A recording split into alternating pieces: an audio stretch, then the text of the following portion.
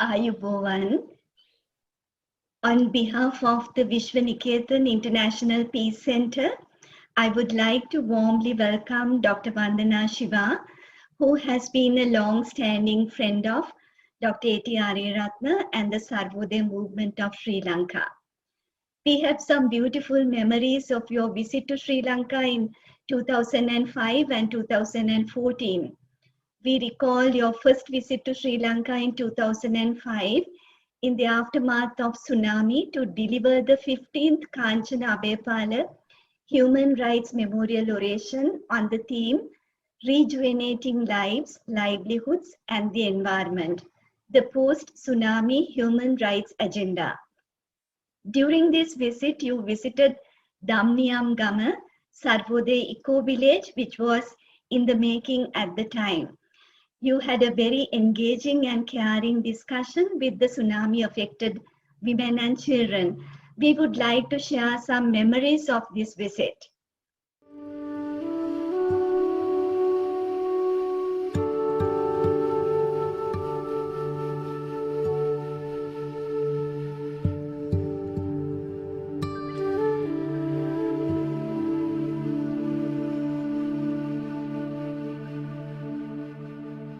Then in 2014, you visited Sri Lanka for the second time as a keynote speaker at the second Metta International Convention organized by Vishwaniketan on the theme Healing of Hearts.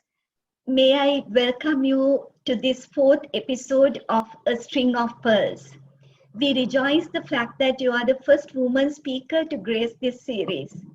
This series of intergenerational dialogues is organized specially to felicitate Dr. A.T. Aryaratna, the founder of Sarvodaya movement and also Vishwaniketan.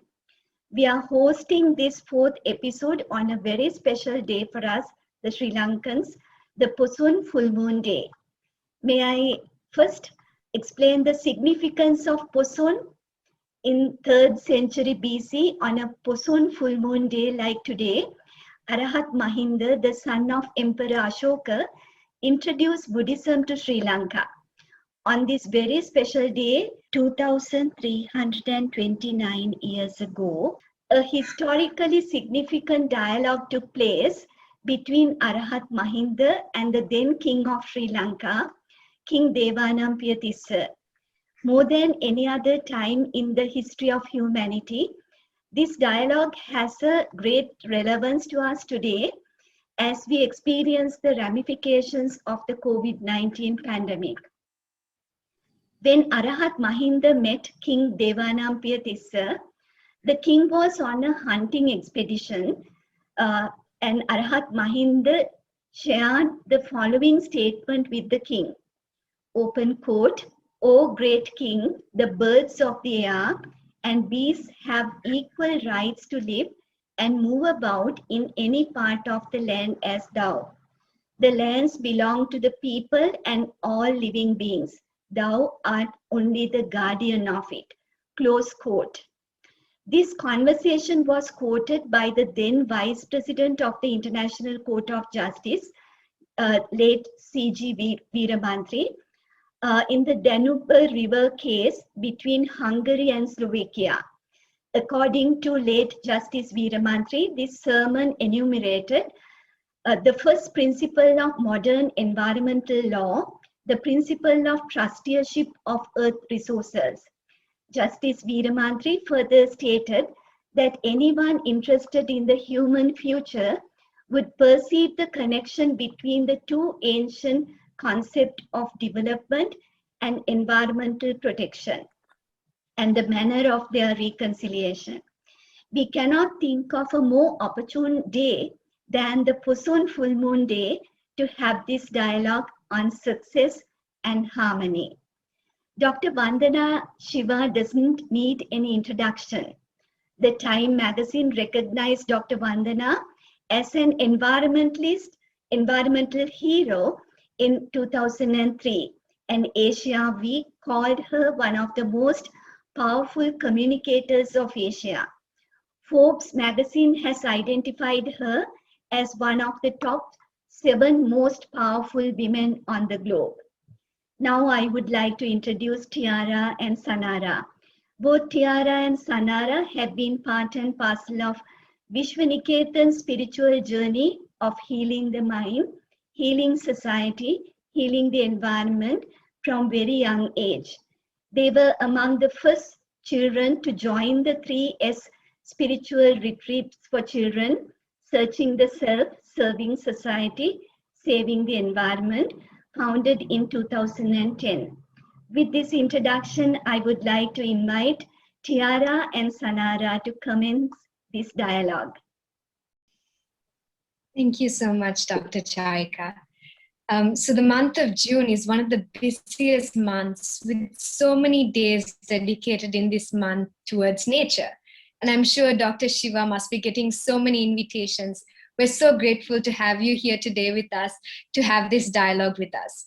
A little question I would like to ask you, Dr. Shiva, is how do you manage to find time during this tightly packed period?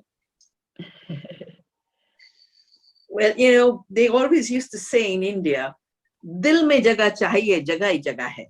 Yeah? You just need to make space in your heart, and then the space gets created. And, you know, I've done physics, and space and time are totally connected. And when you make space in your heart, time expands. And it gives the opportunity to interact with lovely young people like you. Thank you so much. That's amazing. So we would like to dive right into our questions, and Sanara will take over for the first question. The first question we have for you, Dr. Shiva, is that our world has been brutally drained of all its resources, so much so that entire ecosystems are beginning to disintegrate. And this cascade of catastrophe is just a mere consequence of all the ill-planned actions of the past. And now our generation must put out the raging fire that was lit in the past while also paving our future. How do you think that we, as children of the present and as future adults, make sure that we create a world that is more wholesome and interconnected, and therefore bestow the world we created to future generations, so that the animal, plant, and human worlds together can live in a flourishing planet? Thank you so much, Sanara and Tiara. You know, I've been in the service of the earth since the early 70s, when I first saw the forest and stream disappear. So it is really in the last 50 years that this devastation has become totally global. So we talked earlier about space and time, you know, that basically all processes are in space and time, yeah, the Desh and Kal. And the recent processes have impacted our parts of the world in two waves. The first wave was the wave of colonialism, but the new wave is really the wave of what I call the rule of greed, globalization, some of them call it, as if we were not interconnected before we got interconnected through greed. And of course, when you're young, like you and Tiara are, and your lives have been in the middle of this brutal devastation, you will have a tendency to think it's timeless. It's always been around. So I think the first thing your generation has to recognize, and that means you talk to your elders, you talk to Ari, you talk to Dr. Charika, and with them, figure out, where does this destruction come from? Because if we make it timeless, we will not recognize that it's recent. If we make it universal, we will imagine that all human beings are destructive by nature, and we will feed into this vicious cycle. But the story we've just been told about the beautiful day of the full moon shows that violence can be chosen by power, but non-violence can be chosen through love and compassion. And we are from the part of the world where the path of non-violence has been constantly regenerated, whether it be the path of Buddha and Mahavir, or it be the rejuvenation of that path by Gandhi, and your own, Dr. Ari with Sarvodaya is about that path of compassion and nonviolence. Now, my work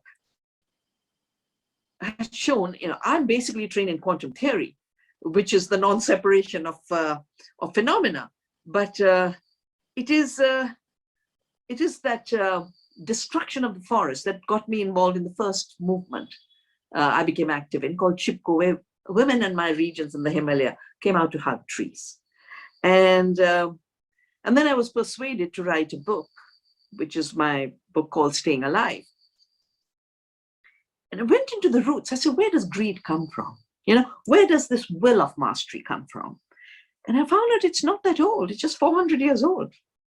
Yeah, it's been created with the idea, not that this earth is for all beings, and we must live in peace with them, which is exactly the occasion we are celebrating today, that the earth is for all. And this is my philosophy is, we are one earth family, and it doesn't matter. Some of us can be brown and some of us can be white, and some of us can be women and some of us can be men, and some of us can fly like birds and some of us can grow like trees, but we are one family. We are one earth family, and living peacefully in that earth family is really the true art of living. But because colonialism needed more and more resources and more greed, they created an architecture of the mind that declared that the earth is dead, that the earth is not living. And sadly, even today in schools and colleges, we are taught Bacon and we are taught Descartes. And I didn't study them when I was young because I was studying physics. I read them when I had experience enough to understand, no, it's not true that the earth is dead. The earth is very alive. And it is not true that some minds are superior if they can conquer the earth and other people. So it's not all of humanity. It is some people. And how does your generation then respond to this?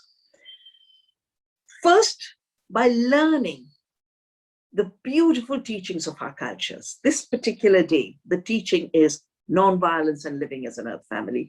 And I think philosophies like Buddhism are really powerful ecological philosophies. I think part of what has happened in recent times is we've divided too much. We've divided too much. And something is in a spiritual basket, and something is in an environmental basket, and something is in an economic basket. No, it's all interconnected. And generations are interconnected. And your generation can take the benefits of generations that have come before to prepare to hand over. When I started Navdanya, the seed saving movement, our pledge was very simple.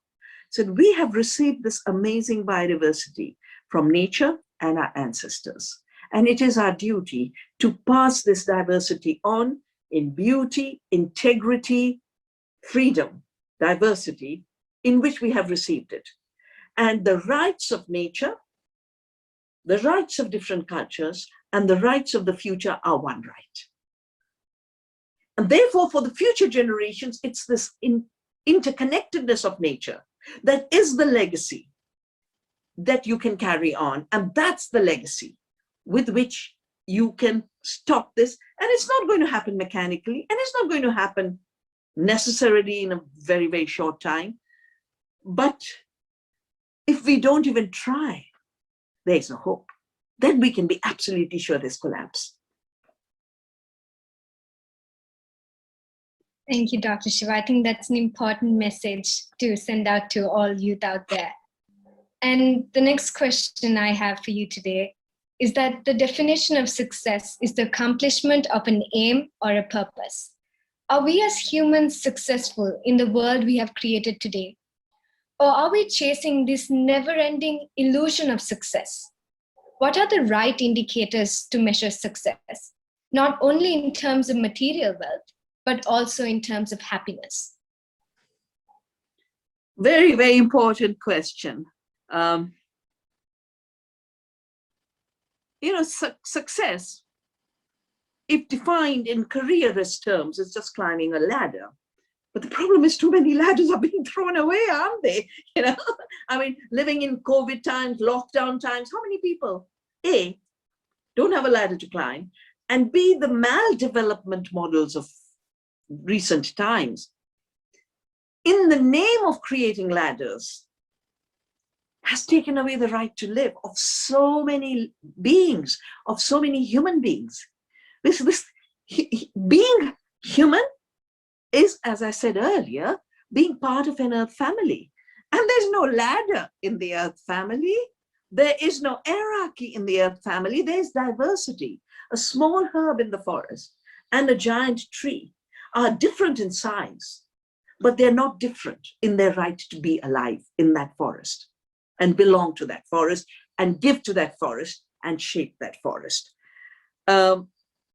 Success, if defined linearly, can mean one thing, but when defined ecologically means very different things. The roots of the word success is Latin, and the old Latin language is fascinating because it always talked verbs, that you participate in a process.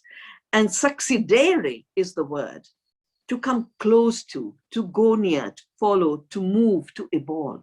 All this is success. So evolution and co-evolution in a living system is the true indicator of success. And then if you come to wealth, from writing my new book on the economics of care, from the economics of greed to the economics of care, and part of what I'm doing in this book is because so many words in recent time have started to mean something else than their original meaning.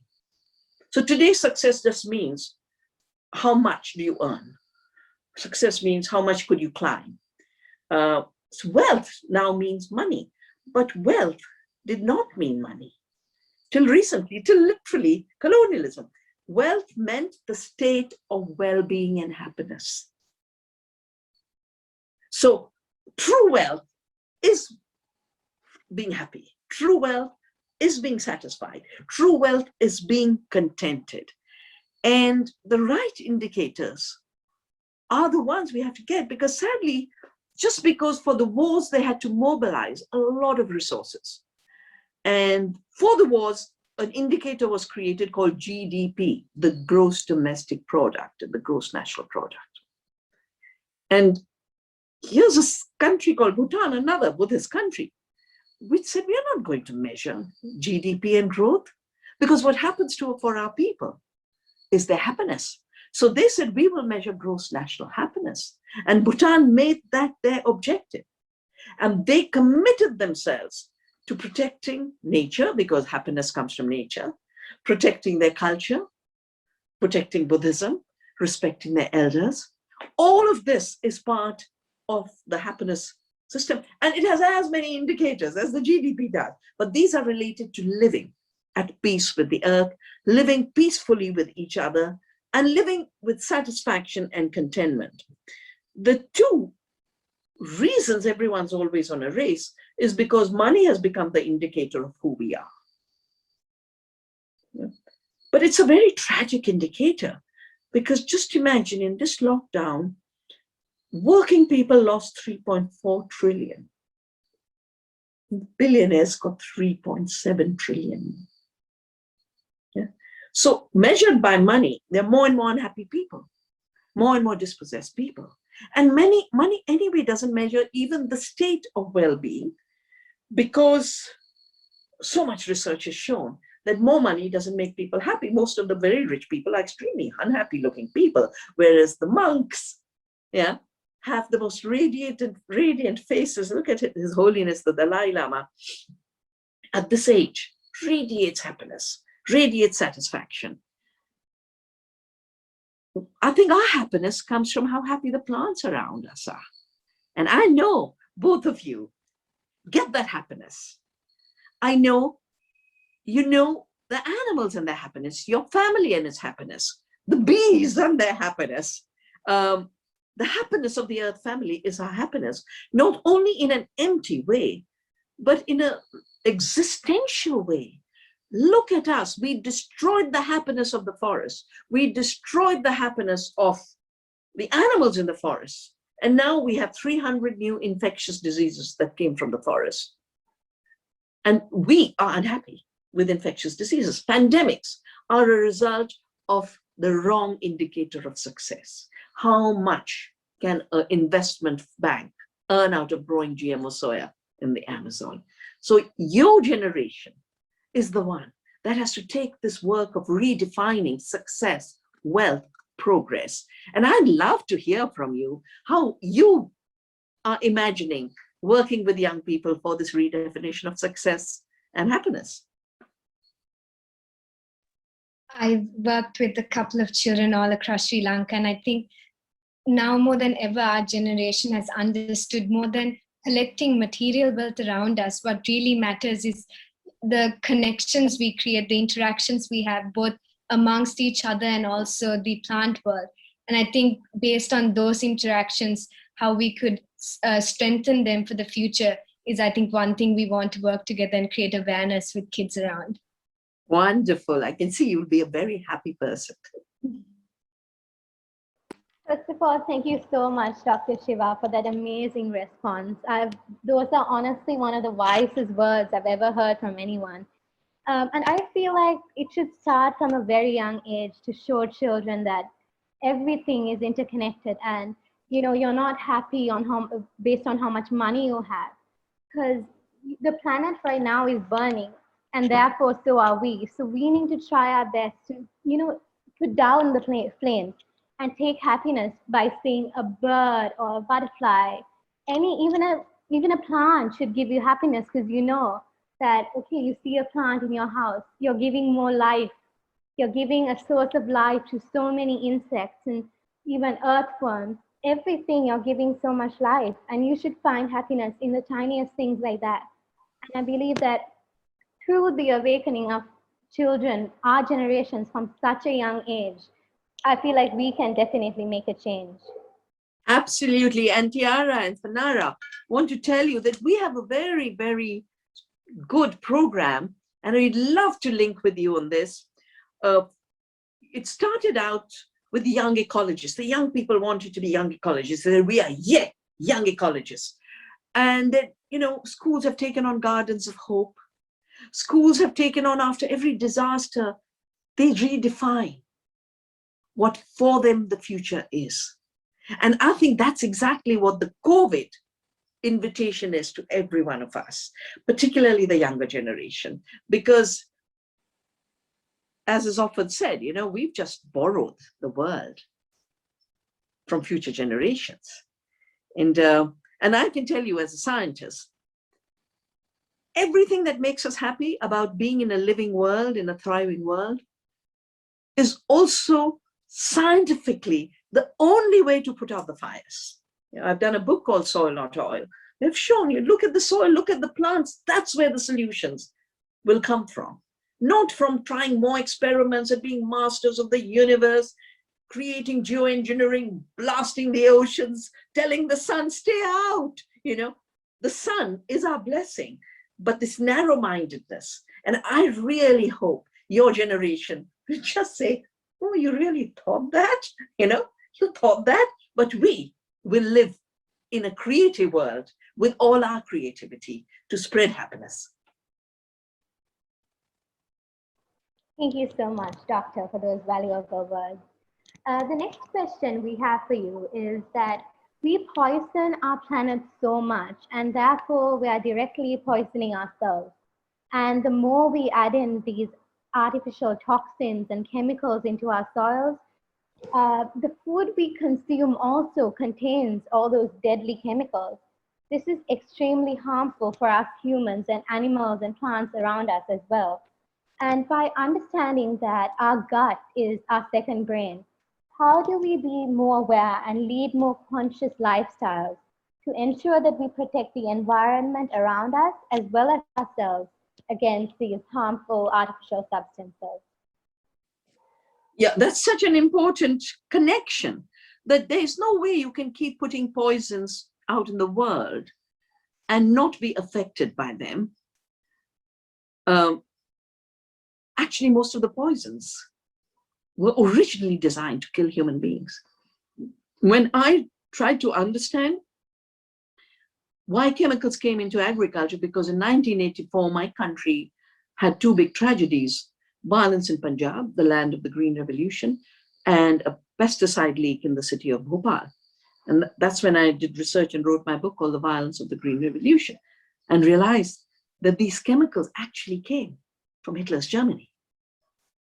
You know, the ancestors of all pesticide fertilizers are really chemicals to kill either as explosives or as poison gases, and Xylon B to kill people in the gas chambers. So quite clearly, the origin was for humans. After the wars, they were made for agriculture. And I want to tell you that, you know, you're so lucky. You're in a country that has said over the next 10 years, we are going to get rid of all chemicals and all poisons. And the young people are the ones who have to not allow the government to step back from this commitment, because it's your generation. The reason so much has been poisoned is because science, which used to be a more independent enterprise, dominantly is controlled by the very same poison makers who because it's too tiring to, when I was working earlier, there was about 30 of them. Now there are 4 of them, but they were all descendants of the 5 poison cartel. And, you know, they're back to the 4, the Syngenta and ChemChina, the Dow DuPont, the Bayer Monsanto and BASF. And they control so much of the science. So your country, realizing that glyphosate and Roundup was causing kidney disease, you have the independent science to trace this to Roundup. But all the advertisement on the Roundup cans tells you totally safe for humans. It doesn't affect human beings. And they say because the human cells don't have the metabolic pathway called the shikimate pathway. And people really believed it till scientists in France did studies and showed that people got cancer. The International Agency for Research on Cancer said this is a carcinogenic. Cases started to erupt in America, 125,000 cases today. But scientists have started to work on this. And I want to read out to you the connection between spraying Roundup out there and what happens to your gut. Now, most people think, oh, the gut is just a part of a machine. We're just machines, yeah? Just eat, fuel. Food is fuel. You know, when I work with schools, and I used to go to schools because we have a very strong healthy eating program, and I'd say, what's food? And they'd say, fuel for our body, the machine, because that's what the 2 textbooks say. But it's not fuel. It is the very basis of life. And what is not told is our gut has bacteria that have the shikimate pathway. And therefore, the chemical that kills plants outside, the Roundup, kills these amazing bacteria. And I want to read out from a very, very important scientist who's just done a book on glyphosate.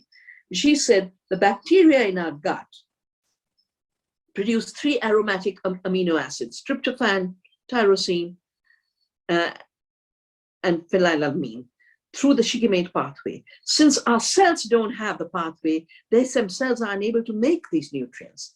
And we depend on them for our gut bacteria, on our gut bacteria. But the story doesn't stop there. It is these essential amino acids that are precursors to neurotransmitters.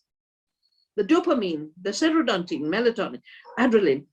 And this is what is disturbing both our neurological health and our bodily health. So what we eat is so important. And I really feel the true ahimsa, the true nonviolence, is practicing nonviolence in farming. That's why in '84, when I took a pledge, I said, if this agriculture is about war chemicals, I'm going to seek the path of a nonviolent agriculture. Since '84 to now, this is what I've been seeking, and the path continues to show new directions. So first, nonviolent waste production, but if we produce nonviolently, beautiful things start to happen in this interconnected world. We give organic matter to the soil organisms explode. And, scientists like Howard did tell us the soil is living, but now with all the amazing equipments, they're now finding out that soils are rich and living because of mycorrhizal fungi. And in 1 cubic meter, can you imagine the length of the fungi is 25,000 kilometers, twice the diameter of the earth. in 1 cubic meter. Look at the densely packed interaction, and they get nutrients, and they get enzymes, and they create phytochemicals, and then the plants have it, and then our gut gets it, and we shine. Our brain shines. So I think one of the separations that was made was a separation between mind and body, and a separation between the material and the spiritual. By desacralizing the material world, we destroyed the material world. And we have to resacralize the material world and realize that every cell, every molecule, every life form is intelligent, alive, self-organized. And in this, they are sentient beings. And they being sentient beings, that we have to A, recognize their role and function, B, respect them and protect them, and live in ways that we create more space for them. That's why for me, organic farming is very important. With a little bit of gratitude to the earth, we give back a little bit of what she gave us. We didn't create it. We do not create organic matter. We take some of her leaves, we take some of the cow dung, give it back to the earth, say, thank you, Mother Earth. And she gives us an abundance. And those are the economies of the future. And this is what your generation will do, has to do. And I'd love to hear from you how you will take this becoming poison-free Sri Lanka further, and how you will take the world of a non-violent economy further in your generation. I think one thing we learn at home also, living close proximity to Vishwaniketan, we try to create our own organic to put into the plants, right? And I think from a very young age, we've always, like within our households, tried to go and obtain organic food. So I think it's about spreading the word out there and educating other youth in Sri Lanka also to do the same, and also maybe to hold to ensure that these policies would last not for the next 5-10 years, but for our entire lifetimes and for the generations after us. So I think that's an important fight our generation has to take in order to protect our soil and our plants. And Tiara, another very big role, because my generation has had to question the idea that organic is a luxury. Anything we do in alignment with nature is the right way. And that's not a luxury. What is the luxury is the poisons, and it's a bad luxury. It's a perverse luxury. And your generation will have to face the fact that they're getting so ready to make lots of money from fake food. So why do we need farmers? Why do we need food? Why grow food? Let's just fabricate stuff in the lab. But if ultra-processed foods and poisons in our food have already given us 75% of the chronic disease, billion people are hungry, but 2 billion are sick because of the food we are eating. And doctors and doctors and doctors around the world are showing, shift to organic and your gut becomes healthy. In a week, it takes a week. So this idea that real food, organic food is a luxury is so false when we realize we are in an interconnected world, and food is what connects the soil, the plants, the bees, the butterflies, and us. And food, I always say, money is not the currency of life. Life is the currency of life. And food is the currency of life, because life flows through the nutrition cycle, the food web. And we are living in a beautiful moment because we've got all the ancestral knowledge. We've got amazing indigenous cultures. We've got the new sciences verifying this. And in the last 10 years, this gut microbiome has just exploded, last 10 years.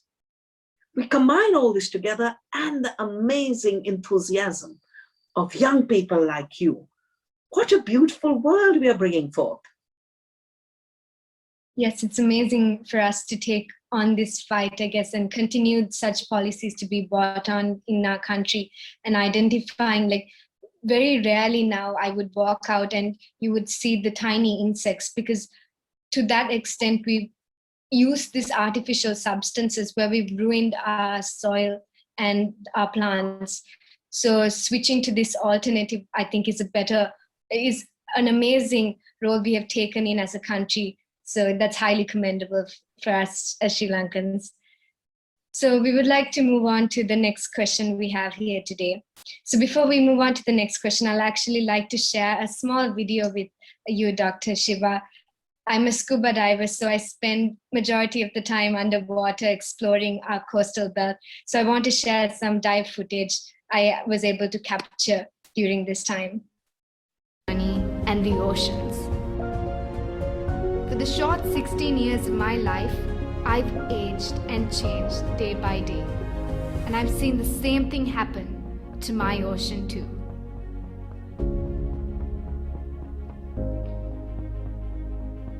Up till then, I had thought that the forests and the butterflies were the most colorful things that I've ever set my eyes on. But after I saw what was beneath those waves, it changed my view about everything. This year, my love for adventure and nature introduced me to the most life-changing hobby, scuba diving. Our planet Earth consists of 70% of water. So being a diver, you have so much more world to explore. Diving in our oceans took me to an entirely different alien world. A world so full of life, every single place I decide to set my eyes on. It's an amazingly interconnected world where every single thing, big or small, has a part to play in order to maintain the utmost balance. The corals sustain life underwater, providing food and shelter for fish, and played an important role in maintaining this balance. Unfortunately, the same thing is happening right beneath us in our ocean, and it often goes unnoticed because we don't see it. Diving in Unnavatuna, there are no longer colorful coral reefs. Instead, all that lies are coral graveyards, or commonly known as coral bleaching, which is when the corals start turning white and eventually leads to their death. This is caused due to the rising temperature in the waters due to global warming. I've seen the amount of gloves, face masks, and plastic water bottles that lie on our Trincomalee ocean bed. I've watched those big whales get washed up on our beaches with trash inside their stomachs. All this is what the ocean is trying to show us. It's her cry for help.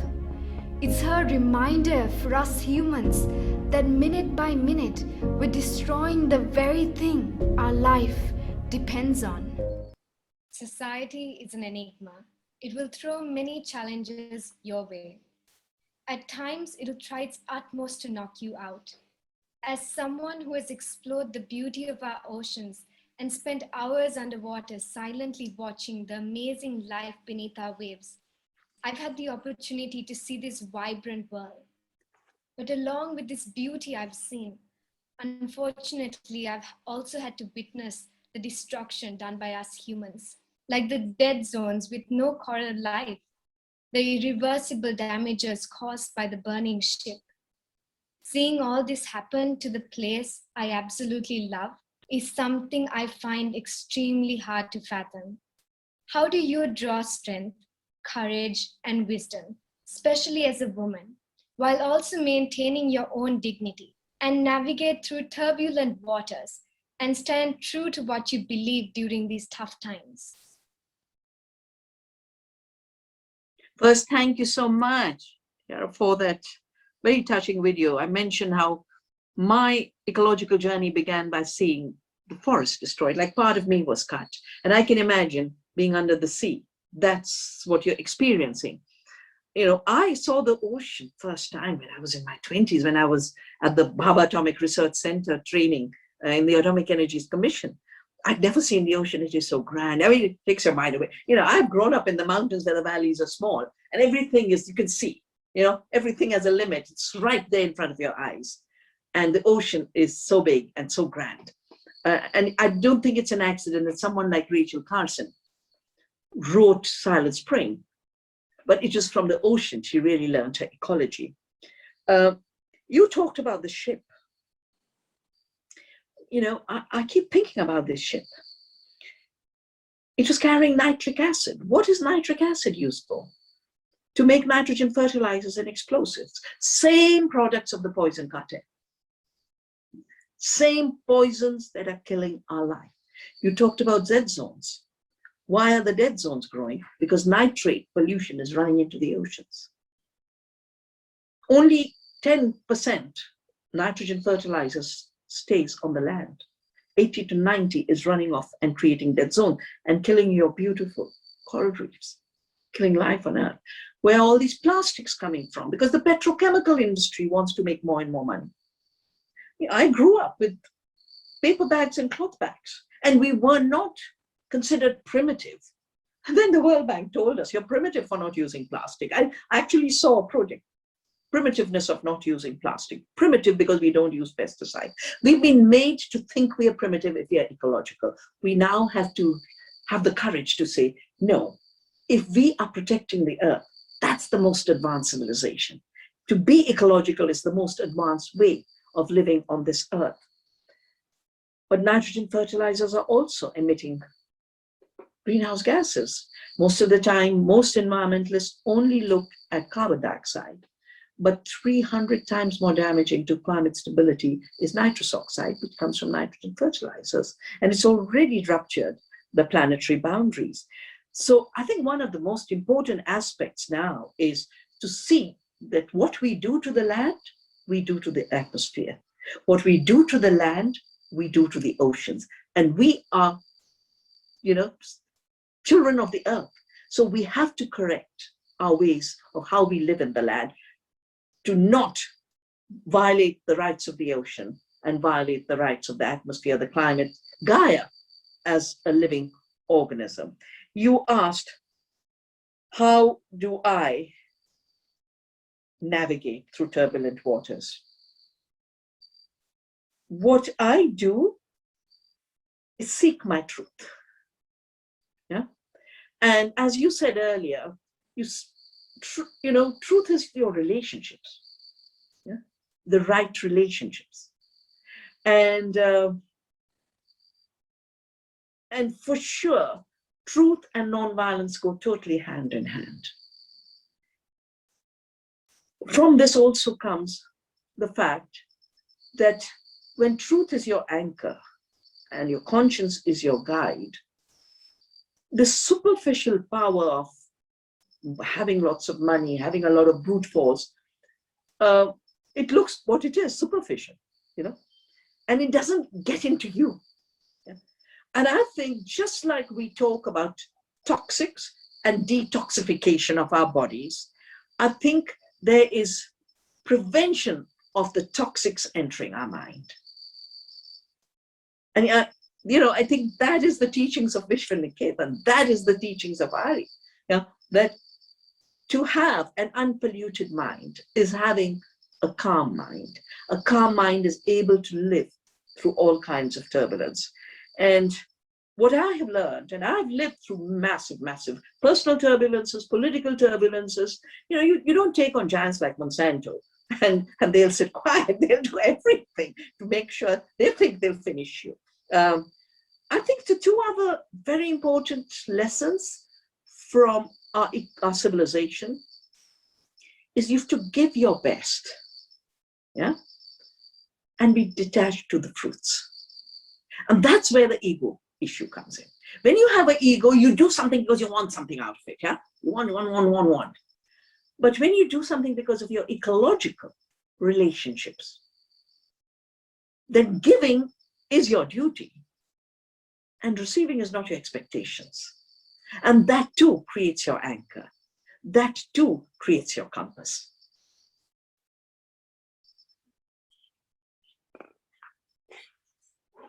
Thank you so much, Doctor, for those valuable words. And I truly believe that we should start with ourselves. We should correct the mistakes we are making, however big or small. And we need to lead by example. And one of the most valuable lessons that my grandfather, A.T. Aryaratna, has taught me is that a leader is not someone who walks ahead or in front of his or her followers, but walks along with them. And right here, we are in a vastly developing world, but we should develop along with nature, hand in hand with it. And I've learned so much about the value, the countless values of Mother Nature through our programs in Vishwaniketan. And I would like to show a small video clip of a few programs we've done over the past.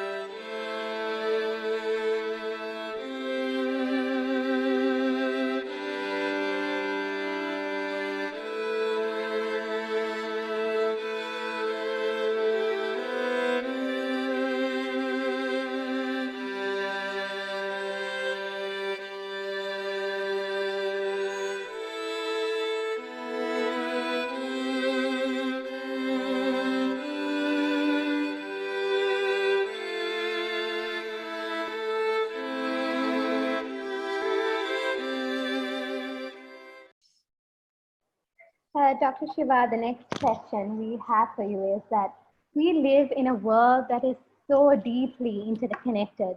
Even though we humans think that we are the dominant species on this planet, our lives depend so heavily on the world all around us. And this includes the plant world, the animal world, and even the balance of climate. From the moment we step out of our houses, we are awoken to the amazing, numerous, infinite wonders of nature. The wonders that we would only see if we open our eyes to them. From the endless oceans to the lush green forests, our earth is a spectacular symphony of life. And opening your eyes to the whispering trees and the fields of dancing flowers, that can bring you the purest of happiness, a happiness that you can't get anywhere else. And listening to the songs of nature is the most wholesome form of comfort. What do you think is the best way that we can connect to nature? How can we live in harmony with the world around us? Now, you've just shown such a beautiful video of how you're doing it anyway. I mean, who am I to tell you? You're doing it. All I can share with you is that every passing year, the awareness of how much we depend on nature is growing, while at the same time, the power to destroy it is also growing. Yeah. And the two are evolving together. Yeah. So like in my time, the big issue was I saw one forest go. Yeah. My Chipko sisters saw one forest go. Now notice you've just had a whole session on the Amazon. The entire lung and liver of the earth is burning to grow GMO soya. When we have all the coconuts in Kerala and coconuts in India and coconuts in Sri Lanka, and our coconuts were so badly attacked, because they can just cook up studies. And this is an unhealthy oil, but coconut is the healthy oil, mustard is the healthy oil. The solvent extraction oils of soya bean are not in any way, 90% doesn't go for human food. It goes for animal feed and biofuel. I think we cannot continue to think nature is out there. The environment is out there. We are alive because nature is alive in us too. People died during the second wave of COVID in India for lack of oxygen. Can you imagine? Oxygen, our very breath, which comes from nature. Water, you showed amazing workshops at Vishwaniketa. Water. Tiara showed the beautiful ocean. 70% water. We are 70% water. Plants are 70% water. Ocean are 70%. We are a blue planet. But pollution, the same pollution, is robbing life of water. And then, of course, the whole issue of food, about which we've already discussed. So we need to stop what I call this ecological apartheid, that nature's here and we are here. No, we are part of nature. And nature is permeating through our breath, through our water, through our body, through our food, through our gut microbiome. And if we are alive, nature is providing that life. And that's why I keep saying the currency of life is life. And nature is life. Nature was brutalized, dead, polluted, exploited, mind extracted. Your generation and what remains in the life of my generation is, we live on the most amazing planet, the only living planet, and Gaia is alive and she's self-organized. And how can we live in harmony with her? By A, respecting every part of her. B, realizing that no matter how much we hide, at the end of the day, everything comes from her. Yeah, we can hide behind fossil fuels, but they were fossilized by her. We can hide behind electric cars, but the lithium comes from her. We can hide and poison the world with pesticides, but the original source is the fossil fuel. So no matter what we do, we don't create anything. We cannot create anything. The creation comes from creation. We can modify, we can transform, and the more irresponsibly we transform, the more pollution we create, the more dispossession we create, more sickness we create. And so clearly, sustainability, justice, and peace go together. They are not separate things. And a large part of our problem really has been, we created the idea of an economy as something that works for people, and ecology as something that works for nature. But ecology works for humans, and the economy should be in service of nature. And the two beautiful renderings of this, that one is from our Chipko leader, activist, Sundarlal Bahuguna, who we lost recently. Sundarlal always said, ecology is the permanent economy. That's why we must protect our rivers. That's why we must protect them. This is the true economy.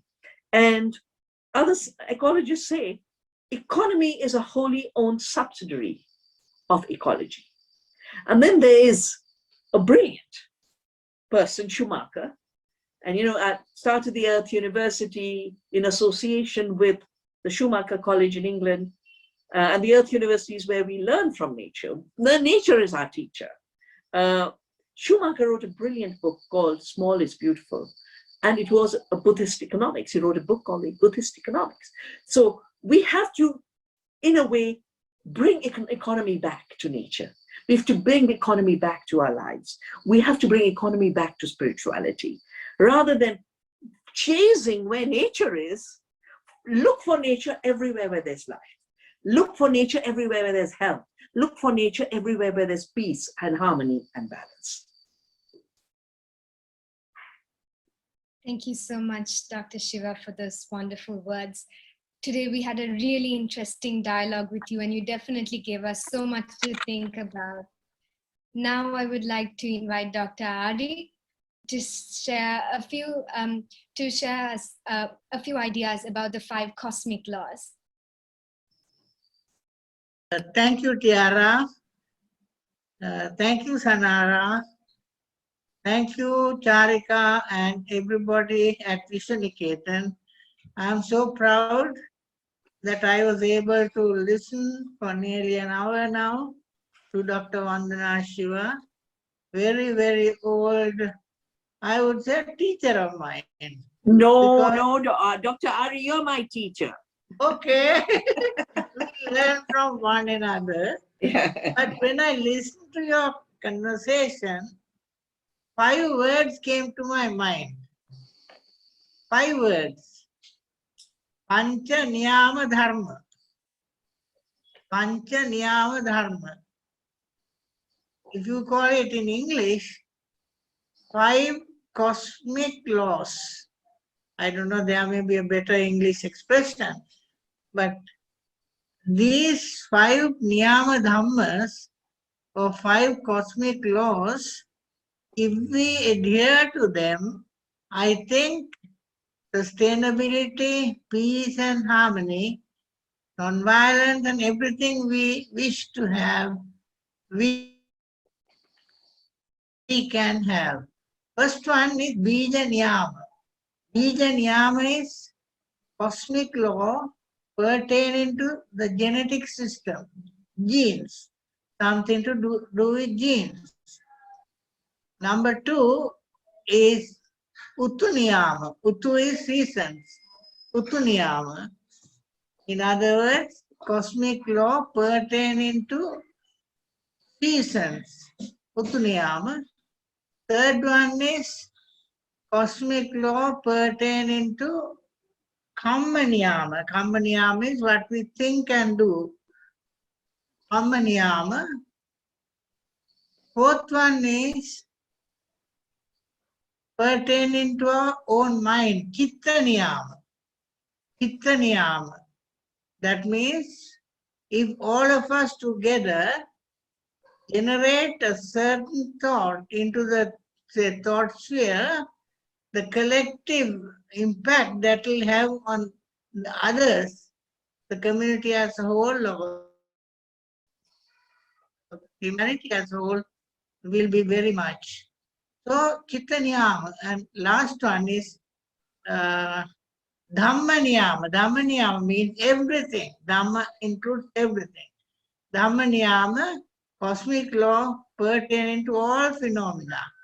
So when you take all these 5 together, I think what you have been trying to implement everywhere in our circles who believe in this kind of philosophy has been trying to give new life to these ancient laws which Buddha has taught. So that may be my only contribution, but I learned so much. Thank you very much.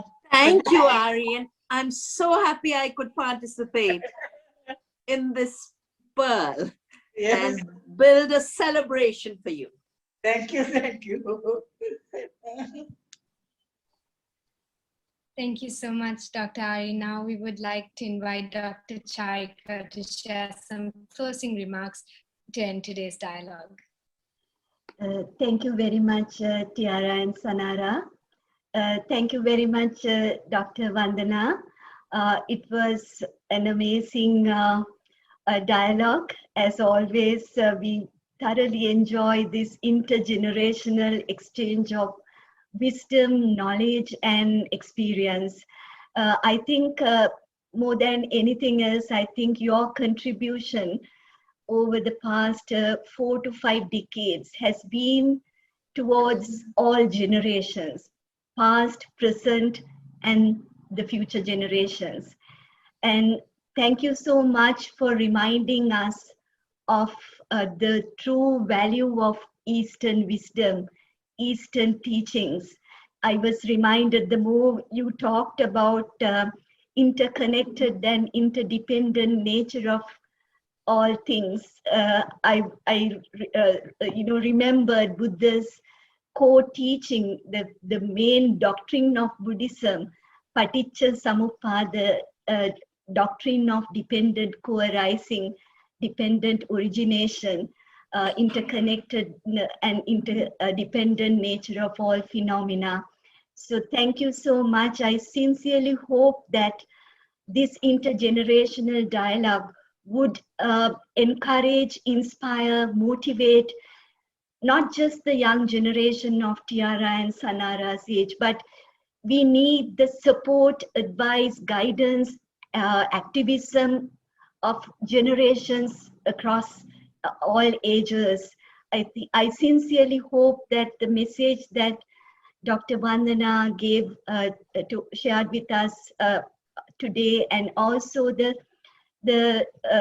whatever the lifetime of experience shared by these two children would resonate in the hearts and minds of people of all generations. And I sincerely hope we can together create a better world for future generations, not just the people who are alive today and who are in the mother's womb, but there are so many generations who are yet to be born in this universe, in this planet Earth.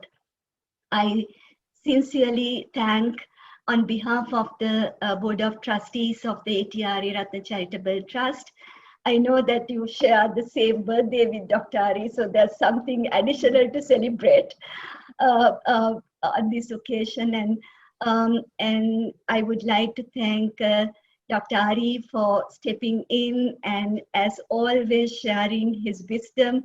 We really would like to engage with Dr. Ari, but due to various, physical limitations, he's hesitant to engage with us all the time. So, but we sincerely hope that we'll see you more in the time to come in the next dialogues. And Tiara and Sanara, thanks so much for bringing that personal touch, your own life experiences into this dialogue, and it means a lot and to all of us.